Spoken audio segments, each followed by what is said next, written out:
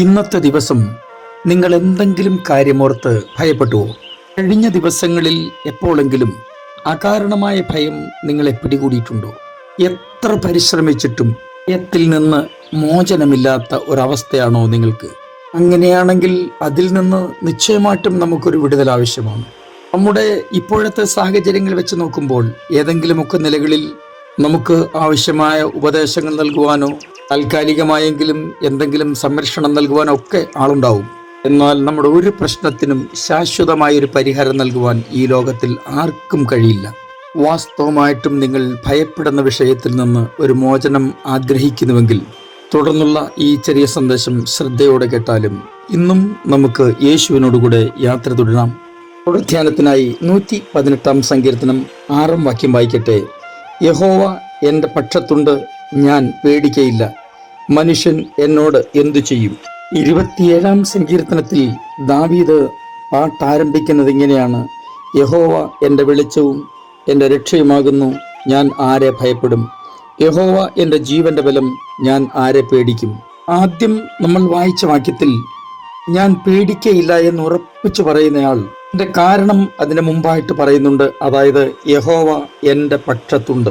ഭയത്തെ പുറത്താക്കുവാൻ ഒന്നാമതായി നമ്മൾ ആഗ്രഹിക്കുകയും ആലോചിക്കുകയും ഉറപ്പിക്കുകയും ചെയ്യേണ്ടത് എൻ്റെ പക്ഷത്ത് എൻ്റെ ദൈവമുണ്ട് എന്ന ചിന്ത നമ്മെ ഭരിക്കണം. ഇങ്ങനെയാണ് ആ പാട്ടുകാരൻ പാടുന്നത്: മനുഷ്യനിൽ ആശ്രയിക്കുന്നതിനേക്കാൾ യഹോവയിൽ ആശ്രയിക്കുന്നത് നല്ലത്. പ്രഭുക്കന്മാരിൽ ആശ്രയിക്കുന്നതിനേക്കാൾ യഹോവയിൽ ആശ്രയിക്കുന്നത് നല്ലത്. മനുഷ്യനിൽ ആശ്രയിച്ചാൽ ഒരുപക്ഷെ താൽക്കാലികമായ എന്തെങ്കിലും ആശ്വാസം ലഭിച്ചു എന്ന് വന്നേക്കാം. പ്രഭുക്കന്മാരിൽ ആശ്രയിച്ചാലും അങ്ങനെ തന്നെയാണ്. എന്നാൽ ദൈവത്തിൽ ആശ്രയിക്കുന്ന ഒരാൾക്ക് ശാശ്വതമായ പരിഹാരം ലഭിക്കുക തന്നെ ചെയ്യും.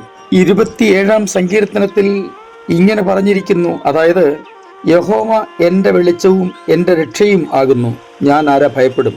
യഹോവ വെളിച്ചമായും രക്ഷയായും കൂടെയുണ്ട്. യഹോവ ജീവന്റെ ബലമായി കൂടെയുണ്ട്. അതുകൊണ്ട് യാതൊരു ഭയവും എന്നെ ഭരിക്കുകയില്ല. നോക്കൂ, മനുഷ്യൻ ഭയപ്പെടുന്ന കാര്യങ്ങളുടെ ലിസ്റ്റ് ഉണ്ടാക്കിയാൽ, അല്ല നിങ്ങൾ ഓരോരുത്തരും, കുറെ കൂടെ ശരിയായി പറഞ്ഞാൽ നമ്മൾ ഓരോരുത്തരും ഭയപ്പെടുന്ന കാര്യങ്ങളുടെ ഒരു ലിസ്റ്റ് ഉണ്ടാക്കിയാൽ, കാര്യങ്ങൾ വ്യത്യസ്തമായിരിക്കുമെങ്കിലും കാരണങ്ങൾക്ക് വ്യത്യാസമുണ്ടാകും എങ്കിലും എല്ലാവരുടെയും ലിസ്റ്റിൽ പല കാര്യങ്ങളുണ്ടാകും ഭയപ്പെടുവാനുള്ള. അതിൽ പല കാര്യങ്ങളും ഏകദേശം സമാനമായ കാര്യങ്ങളുമായിരിക്കും. വിചിത്രമായി തോന്നുന്ന ഒരു കാര്യമെന്ന് പറയുന്നത് പലരുടെയും ഭയത്തിൻ്റെ കാരണങ്ങൾ സാങ്കല്പികമാണ്. വാസ്തവത്തിൽ അങ്ങനെ ഭയപ്പെടേണ്ട യാതൊരു കാര്യവുമില്ല.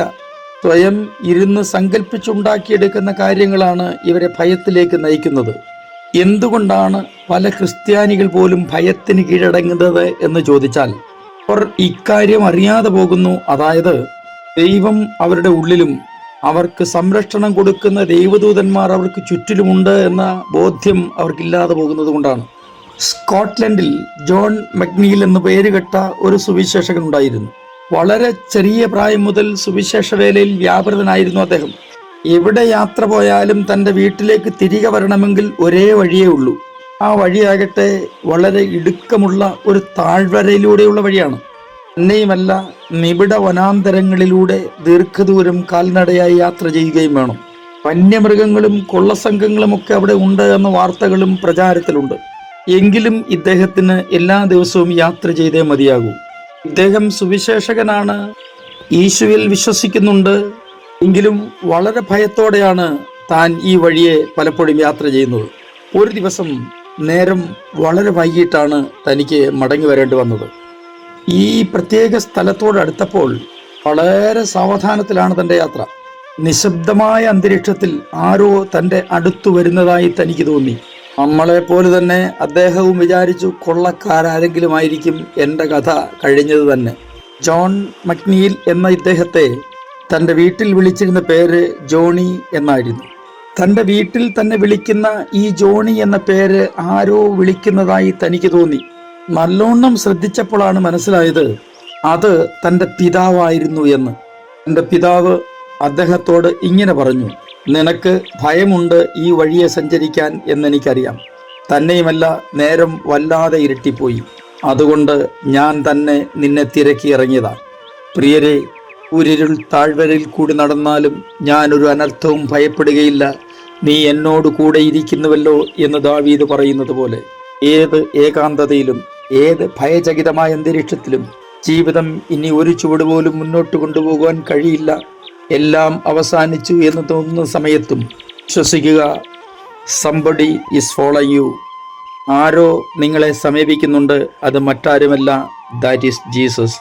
യേശു നിങ്ങളോട് കൂടെയുണ്ട്, നിങ്ങളെ പിന്തുടരുന്നുണ്ട്, നിങ്ങളെ ശ്രദ്ധിക്കുന്നുണ്ട്. നിങ്ങൾ വീഴാൻ സമ്മതിക്കാതെ, തളരാൻ സമ്മതിക്കാതെ, തൻ്റെ മകനെ അന്വേഷിച്ചിറങ്ങിയ ആ പിതാവിനെ പോലെ നിങ്ങളെ തനിയെ വിടാതെ ഏത് കൂരിരുളിലും നിങ്ങളെ അന്വേഷിക്കുന്ന കർത്താവ് ഏത് പ്രതിസന്ധിയിലും നിങ്ങൾക്ക് വേണ്ടി ഉണ്ട്. ഞാൻ നിങ്ങൾക്ക് വേണ്ടി പ്രാർത്ഥിക്കുന്നു. സ്വർഗീയ പിതാവേ, എല്ലാ പ്രിയപ്പെട്ടവർക്കായിട്ടും സ്തോത്രം. ഞങ്ങളുടെ എല്ലാ കഷ്ടങ്ങളിലും ഒറ്റപ്പെടലുകളിലും ഞങ്ങളെ തേടിയെത്തി രക്ഷിക്കുന്ന അങ്ങയുടെ വിശ്വസ്തതയ്ക്കായിട്ട് സ്തോത്രം. പിന്നെയും അങ്ങയിൽ ആശ്രയിപ്പാൻ ഞങ്ങളെ സഹായിക്കണമേ. യേശു ക്രിസ്തുവിൻ്റെ പൊന്നുനാമത്തിൽ തന്നെ ആമേൻ.